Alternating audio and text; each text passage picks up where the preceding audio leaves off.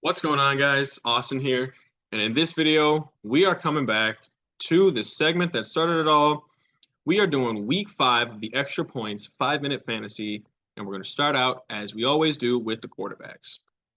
We're coming back to this in week 5 because I don't like to do any of these the first 4 weeks of the season because people start projecting things like, oh, you got to start Kyle Pitts week 2 against the Rams or whatever it is. And nobody really knows what's going on with these players. For me, I believe you can tell after a quarter of the season, everything before this is just, it's just a crapshoot. So without further ado, let's take a look at these quarterbacks. I like Teddy Bridgewater to boom against the Jets. Now, the reason behind this is because they're going to be giving him a lot of short completions. And across the middle with Jalen Waddle and Tyreek Hill, there is going to be a breakaway touchdown. I like the Jets overall in this game, but the Jets' run defense has been good enough to stop, Raheem Mostert and, the crew that they have there. They know they've got like 2 or 3 running backs, but really Tyreek Hill and Jalen Waddle are going to be the difficult guys to cover. Ryan Tannehill at Washington. Really, the reasoning is Washington's defense has been atrocious. I don't think Derrick Henry is going to rush for 300 yards. And so Ryan Tannehill is just going to get some residual points.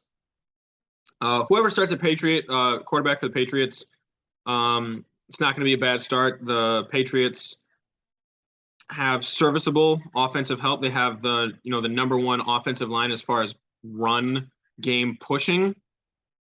So they're going to be able to move the ball against the Lions. And so, once they get into the red zone, there's probably going to be a couple of shots into the end zone. So these quarterbacks could end up with, 2, maybe even 3 touchdowns if they're lucky. Andy Dalton against Seattle. I really don't like Seattle's defense, and I love the weapons that they have in New Orleans all put together. Andy Dalton, he'd be set to have a good game at home, back in America against, poor performing defense. And then I like Kenny Pickett at Buffalo because he's going to be running around a lot. He ran, a bit against the Jets. He ran in for 2 touchdowns. Buffalo's got a good defense, especially on that front 7. So, they're going to be coming at him with a lot of different pass rush angles, which is going to give him opportunities to run. And also, they're not really going to be able to hand the ball off because they're probably not going to be in the game. They're going to be trailing a lot. So Najee Harris, not a great start. And then my bust this week, Kyler Murray.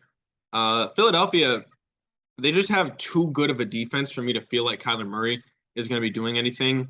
And while I expect the Cardinals to trail for a lot of this game, I don't think it's going to matter because Philadelphia has one of the best secondaries and one of the best front 7s in the NFC. I don't like Marcus Mariota versus Tampa Bay. I like him in real football to keep this game close. I don't think they'll pull out a win, but not in fantasy. It's probably going to be low yardage overall, low touchdown, mid turnovers. Tampa Bay has a really good defense, and they're going to be looking to come back against, a division rival in the Falcons. Trevor Lawrence versus Houston. I don't like that matchup. Houston's defense has been really good. Jacksonville's has too, but I don't think anybody was ever going to start Davis Mills. But Trevor Lawrence, he's going to have to play against Derek Stingley, Jalen Petrie, and Jerry Hughes and Jonathan Owens. Just a good complement of defensive players in Houston that they've built up. Look for this to be a muddied, low-scoring game. Stafford versus Dallas.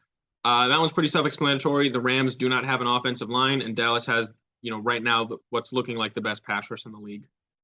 Russell Wilson versus Indy. They're coming off a short week. They're coming off of a sad loss to the Raiders, and their prep time, whatever you want to say, has been shorter than the Colts is because the Colts played the earlier slot than the Broncos did. I don't really think that's going to be much of a factor, but Javonte Williams is out.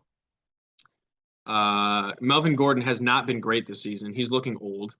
And, Indy is starting to kind of put together their defense back with Shaquille Leonard and all those pieces. So even if Russell Wilson's going to be passing a lot, I expect a few turnovers, not too many scores. So let me know what you guys think in the comments down below. Be sure to like and subscribe so you can stay up to date on all of the future content.